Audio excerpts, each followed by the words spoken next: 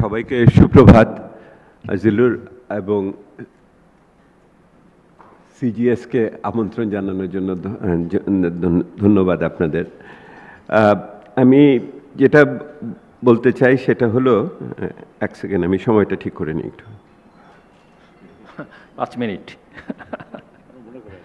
না ঠিক আছে, না সেটা হলো যে আমি প্রথমে একটা জিনিস বলতে চাচ্ছি, সেটা হলো সাম্প্রতিককালে ইউরোপে একটা বড় দেশ আর একটা ছোট দেশের সীমান্ত অতিক্রম করে ভিতরে ঢুকেছে এবং সেখানে ওনারা বলছে যে এটা যুদ্ধ না, এটা আগ্রাসন না, এটা স্পেশাল মিলিটারি অপারেশন, বিশেষ সামরিক তৎপরতা।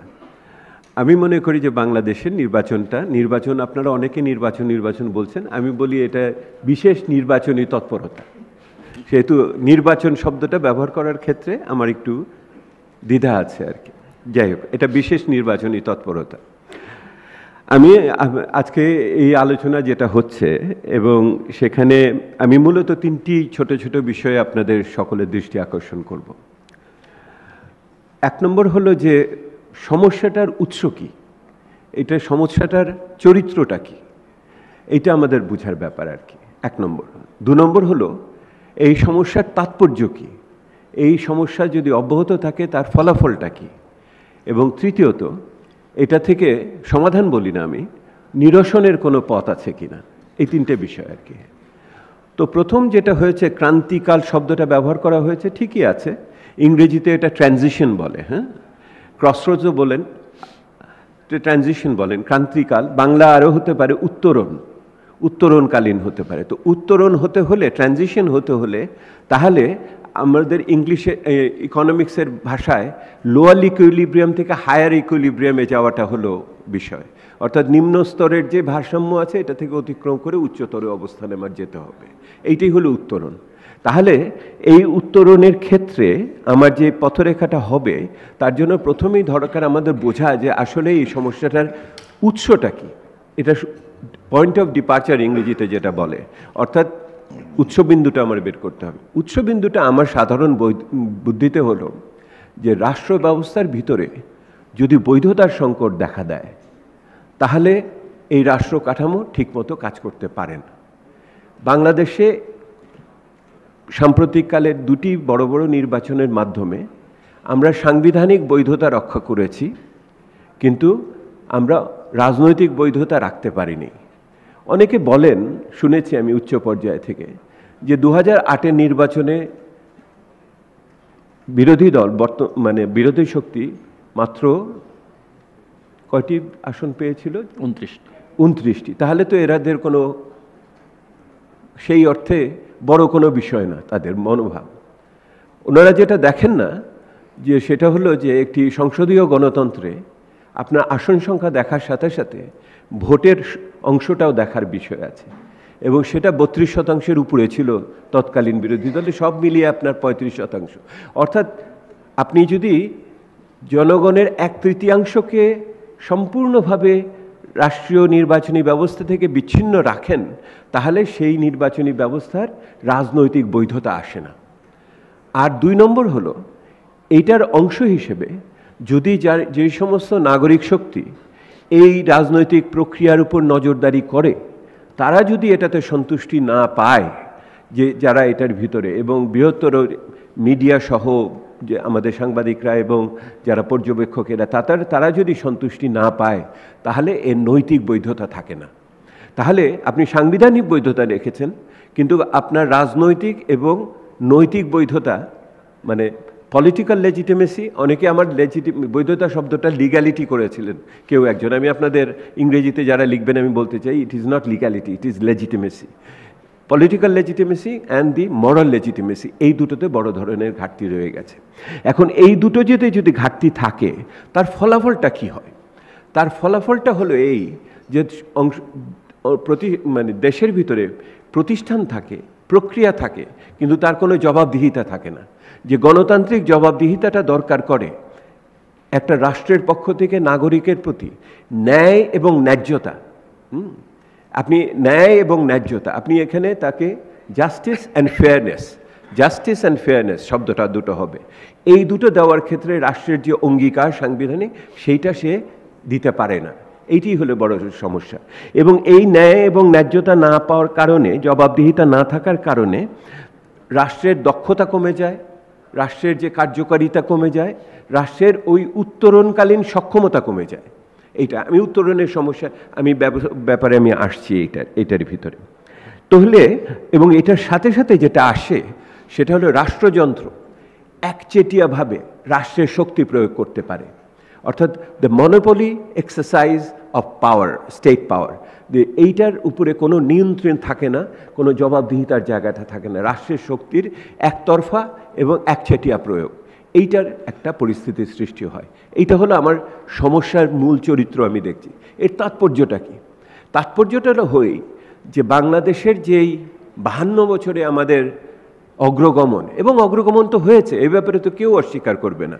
বাংলাদেশে এই মুহূর্তে এমনকি 10-15 এই 1.5 দশকে আমরা যে ধরনের বড় বড় কিছু মাইলস্টোন বা পথফলক আমরা পার হয়ে এসেছি, এটা কে অস্বীকার করে?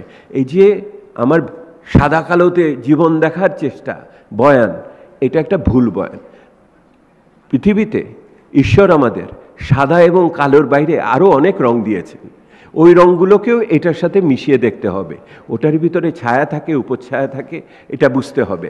লালও থাকে, সবুজও থাকে, নীলও আছে। তো ওই অনেক রঙের পরিচয় আপনি যদি পাবেন, তাহলে বাংলাদেশে উত্তরণ, শিক্ষা, স্বাস্থ্য, অবকাঠামো ইত্যাদি, মাথাপিছু আয় ইত্যাদি আছে। আমাদের প্রবৃদ্ধির হার নিয়ে আমাদের সংশয় আছে, কিন্তু তারপরেও প্রবৃদ্ধি হয়েছে, এটা কেউ অস্বীকার করবে না। আমাদের মাথাপিছু আয়ের ক্ষেত্রে যে সমস্ত হিসাব দেওয়া হয় তাতে আমাদের সংশয় আছে, কিন্তু তারপরেও বৃদ্ধি পেয়েছে, গ্রামীণ জনগোষ্ঠীর উন্নতি হয়েছে, এটাকে অস্বীকার করবে না। বিষয়টা অন্য জায়গায়, সেটা আবার ওই ন্যায় এবং ন্যায্যতার বিষয়। সেটা হলো সকলের কি সমানভাবে হয়েছে? উল্লেখ করলেন যে এই মুহূর্তে যারা নির্বাচনে অংশগ্রহণ করতে যাচ্ছেন তাদের শত শত গুণ কাঁচা টাকা ঘরের ভিতরে, ওনারা ব্যাংকেও রাখেন না, লক্ষ্য করে দেখেন। তাহলে এই টাকার সাথে আমরা আন্দোলন করে যে শপথনামা, হলফনামা এনেছি, তাহলে হলফনামায় তো একটা বড় ঘাটতি রয়ে গেছে। সেটা হলো ওনাদের আয়করের হিসাব কেন থাকবে না? ওনাদের শুধুমাত্র ট্যাক্সের টাকা, মানে আপনি ব্যাংকের খেলাফির টাকা আমরা নিব, কর খেলাফি ইত্যাদি। আমার মনে হয় এটা আমাদের নাগরিক সমাজে চিন্তা করা উচিত যে কেন আমরা ওখানে কি আছে, ওখানে কিন্তু সেটা তো এইখানের সাথে মিলিতভাবে আমার দেখা উচিত ছিল। আপনি যেই মুহূর্তে বলেন আমার কোনো আয় নাই কিন্তু সম্পদ এত বেড়েছে, এই বৈপরীত্যকে কে চোখের সামনে আমরা দেখছি, এবং যারা আমাদের নাগরিক প্রতিনিধি হবে তাদের ভিতরে দেখছি, কিন্তু তার জন্য রাষ্ট্রের কোনো যন্ত্র কার্যকরীভাবে কোনো পদক্ষেপ নিল না এবং একটা সমন্বিতভাবে পদক্ষেপ নিল না। এই মানুষগুলো আমার প্রতিনিধি হয়েছে, আমাকে ন্যায় এবং ন্যায্যতা দিবে, এটা কিভাবে বিশ্বাস করি? এটা আমাকে কিভাবে বিশ্বাস করতে বলে? This is suppose two be sent to NBR. হ্যাঁ, এনবিআর এ যাওয়ার কথা, তো পাঠানোর কথা, এনবিআর এ যাওয়ার কথা, অ্যান্টি করাপশন কমিশনে যাওয়ার কথা, নির্বাচনের পরে তাদের কোনো ব্যবস্থা হবে কিনা সেটা দেখার জন্য অপেক্ষা, না নির্বাচনী না, বিশেষ নির্বাচনী তৎপরতার পরে কোনো ব্যবস্থা হবে কিনা দেখার জন্য। আমি দ্বিতীয়টাতে আমি শেষ করতেছি, এখানে 8 মিনিট হয়ে গেছে। সেটা হলো এই রাজনৈতিক সংকট যদি আমি সমাধান করতে না পারি, বৈধতার সংকট, জবাবদিহিতার সংকট সমাধান করতে না পারি, আমি যে শুধু একটা কার্যকর রাষ্ট্র গড়ে তুলতে পারবো যেটার ভিতরে আমার বাংলাদেশের মানুষের সুষম উন্নয়নের পরবর্তী ধাপে যেতে পারবে, সেইটি বড় ধরনের হুমকির মুখে পড়বে। দেখুন, বাংলাদেশ নিম্ন মধ্য আয়ের দেশে আছে, আমি যেতে চাই উচ্চ মধ্য আয়ের দেশে। উচ্চ মধ্য আয়ের যেতে হলে যদি প্রাতিষ্ঠানিক শক্তি ঠিক না থাকে, যদি আমার বিচার ব্যবস্থা কার্যকরভাবে সব নাগরিককে সমানভাবে ন্যায় না দেয়, যদি আমার অর্থনৈতিক ব্যবস্থা যদি সকলকে সুষমভাবে উন্নয়নের শিক্ষা স্বাস্থ্য সুযোগ না করে দিতে পারে, যেভাবে বৈষম্য বেড়েছে, যেভাবে আপনার সেই অর্থে প্রান্তিকীকরণ বাড়ে, যদি সেটা অব্যাহত থাকে, তাহলে আমি কোথায় যাব? আপনি যদি প্রতিষ্ঠান দিয়ে, যদি আমি ইকোনমি মানে অর্থনীতির বিষয় থেকেই বলি, যদি আপনি বিদেশে আপনি রপ্তানি করবেন, সেই রপ্তানিকারীর পণ্যর উৎস সম্বন্ধে যদি আপনার যেই সার্টিফিকেট দিবে, সেই সার্টিফিকেটের যদি বিশ্বাসযোগ্যতা না থাকে, তাহলে আপনি কেমন করে পরবর্তী ধাপে আমি আমার রপ্তানি সম্প্রসারণ করব। আমি যদি আমার এখানে মেধাস্বত্ব আইনকে প্রয়োগ করার ক্ষেত্রে যদি আমি সেইখানে ব্যবস্থা নিতে না পারি, সেইখানে তাহলে আমি পরবর্তী ধাপে কি বিনিয়োগ, কি বিদেশি বিনিয়োগ কীভাবে এখানে আনবো। যদি আমি দুর্নীতি সমাধান করতে না পারি, তাহলে কেমন করে সম্ভব হবে বাংলাদেশের রাষ্ট্রযন্ত্রের দক্ষতা এবং বিনিয়োগ আকর্ষণ এবং কর্মসংস্থান সৃষ্টি। মানে আমাদের অর্থনীতিবিদদের বুঝতে হবে, মানে আমরা বুঝি এটা, কিন্তু অন্যেরা যেটা বুঝতে চান না যে রাজনীতি এবং অর্থনীতিকে যে বৈপরীত্যের ভিতরে দেখেন, এইটা দেখার সুযোগ নেই। এটা একে অপরের সাথে অঙ্গাঙ্গিভাবে জড়িত। এবং তৃতীয় যে অংশটি জড়িত হয়েছে সেটা হলো বৈশ্বিক সম্পর্ক। এবং এই বৈশ্বিক সম্পর্ক শুধু বাজার না, এই বৈশ্বিক সম্পর্ক বিনিয়োগ না, এই বৈশ্বিক সম্পর্ক আমার আন্তর্জাতিক শান্তিরক্ষা বাহিনী পর্যন্ত প্রলম্বিত। এই বৈশ্বিক সম্পর্ককে এই রাজনীতি, এই অর্থনীতির সাথে যদি আমরা মিলিয়ে না দাঁড় করাতে পারি সমন্বিতভাবে, সুষ্ঠুভাবে, তাহলে বাংলাদেশের যে পরবর্তী ধাপে যাওয়ার যে সম্ভাবনা, যেটা সমূহ সম্ভাবনা আছে, বাংলাদেশের মানুষ নেওয়ার ক্ষমতা রাখে, এবং সেইটাকে আমরা কিন্তু ব্যর্থ করে দিতে পারি। তৃতীয় পয়েন্ট আমি বলে দিই একটুখানি, সেটা হলো নিরসনের পথ কোনো আছে কিনা। অনেকে আপনারা পরবর্তীতে নিরসনের পথ এখানে দেখেন। পৃথিবীতে বাংলাদেশের এই ঘটনা প্রথমবার হয়নি। বাংলাদেশের এই ঘটনা আপনার 1988 নির্বাচনের কথা আপনাদের মনে আছে। 1988 নির্বাচন এই ঠিক এরকমভাবে একটা করতে গিয়ে টেকানো সম্ভব হয়নি। আপনাদের 1996 নির্বাচনের কথা মনে আছে।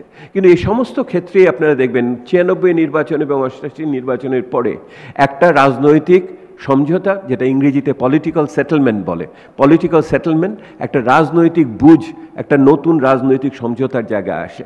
সেই রাজনৈতিক সমঝোতা যেটা এসেছিল সেটা আমরা বাতিল করে দিয়েছি আমাদের পঞ্চদশ সংশোধনীর মাধ্যমে। এই সমঝোতার জায়গাটা আবার নতুনভাবে আনতে হবে, যেখানে আমরা সকলে মিলে অংশগ্রহণ করে এইটার ভিতর দিয়ে দেশে একটি কার্যকর অংশগ্রহণমূলক অন্তর্ভুক্তিমূলক একটি নির্বাচনী কাঠামো, এক ব্যবস্থা আমরা দাঁড় করাতে পারি। কে করবে এটা, এই প্রশ্ন সকলে করে। আমি ভরসা রাখতে চাই রাজনীতিবিদদের উপরে। যে রাজনীতিবিদরা দেশকে এত দূর নিয়ে এসেছেন, তারা যদি উত্তরাধিকার রেখে যেতে চান, তারা যদি শরিত হতে চান আগামী দিনের ইতিহাসে, তাহলে অবশ্যই তাদের প্রাজ্ঞ হতে হবে, তাদের এখানে আলোকিত হতে হবে, তাদের এখানে আরও অনেক বেশি আপনার প্রশস্ত মনের জায়গা নিয়ে তাদের আসতে হবে। আমি এই কথাটা বলেই শেষ করতে চাচ্ছি। পৃথিবী ইতিহাস মনে রাখে সেই মানুষদের যারা সমাজ এবং রাজনীতি এবং অর্থনীতিতে গুণগত পরিবর্তন করার ক্ষেত্রে টেকসই পদক্ষেপ নিতে পারে। সেটা সবসময় পদ্মা ব্রিজ আর টানেল দিয়ে হয় না। এটার জন্য রাজনৈতিক আলোকিত একটা পদক্ষেপ লাগে। আমি এখনও প্রত্যাশা করে বসে আছি এই পদক্ষেপটি বাংলাদেশের জাতি পাবে, এবং এইটা তারা ন্যায্যতা এবং ন্যায়ের অংশ হিসেবে পাবে বলে আমি আশা করি।